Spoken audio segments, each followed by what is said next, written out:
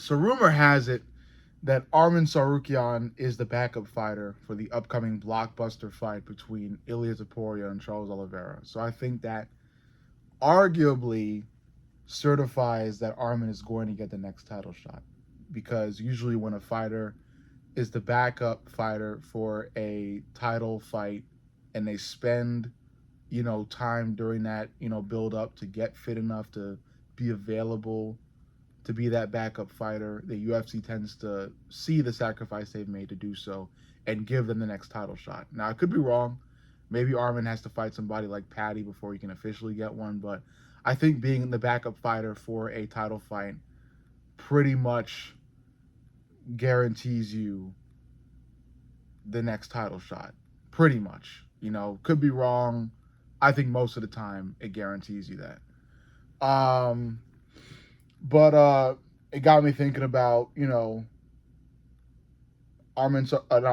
got me thinking about Armin Sarukian's chances against Ilya. Because I think I touched on it lightly, how good I think Armin would do against Ilya. But I haven't really fully discussed it. So I think I want to discuss with you guys my thoughts on Armin Sarukian versus Ilya, and a little bit about Armin versus Charles. So obviously, you guys know already that I have Ilya wiping the floor with Charles Oliveira, knocking him out relatively early. If Armin wants to fight Charles again, I have Armin doing the same thing he did to Charles again. It'll be a tough grappling match on the ground. Charles will want to go to his jiu-jitsu instincts, but Armin's wrestling, power, athleticism, it'll prove too much for Charles once again.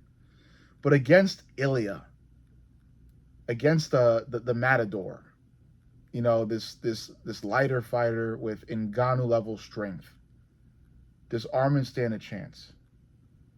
Bottom line, I'm leaning towards no.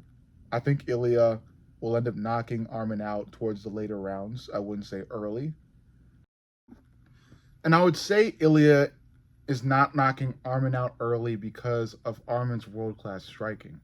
He's got beautiful striking. He can strike really, really well. The wrestling and the grappling is kind of his go to and his strength. But when it comes to striking, he doesn't disappoint there as well. Kind of like Movsar Evloev.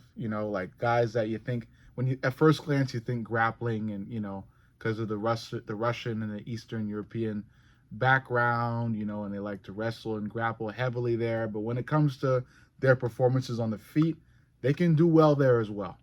And Armin is one of them ones when you think about that. So I think Ilya still knocks Armin out because of how crazy his power is and how you really cannot let Ilya land on you clean more than like 4 times. But I think Armin is athletic and skilled and great enough on the feet to where he can survive more rounds than most of the other of Ilya's previous opponents. So yeah. On the ground, I think it's a stalemate. Ilya started his career on the ground with ground game. Armin is really, really talented there as well. So I think it's a stalemate there. I think there might be they might share a rebound a rebound. They might share a takedown apiece.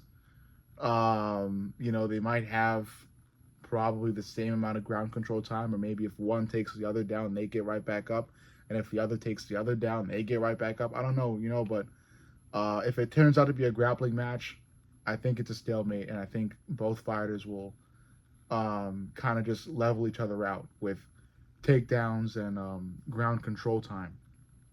But on the feet, that's where the difference will be made. And the difference is that, Ilya is likely going to knock Armin out in those later rounds when Armin has taken a lot of damage and gets a little more tired. And while he gets tired, he gets a little more sloppy. And when he gets a little more sloppy, he leaves his chin open a little more. And as he does, the perfect opportunity opens up for Ilya to land the shot that Ilya usually lands, which is a big shot after a combination.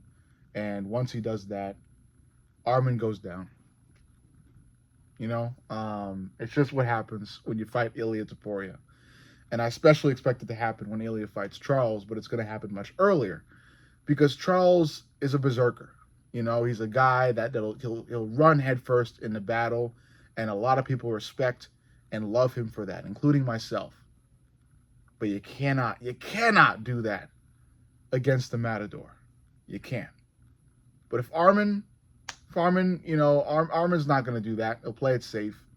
But again, I think Armin will eventually succumb to that in the later rounds. But again, if and when Ilya beats Charles Oliveira and Armin is up next because he served as the backup fighter for their fight, I think Armin will do well compared to Ilya's previous opponents, but Ilya will eventually do what Ilya does, which is knock his opponent the hell out.